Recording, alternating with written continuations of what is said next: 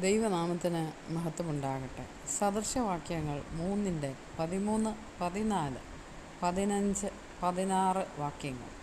ജ്ഞാനം പ്രാപിക്കുന്ന മനുഷ്യനും വിവേകം ലഭിക്കുന്ന നരനും ഭാഗ്യവാൻ.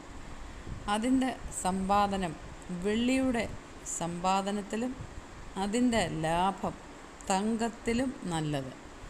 അത് മുത്തുകളിലും വിലയേറിയത്.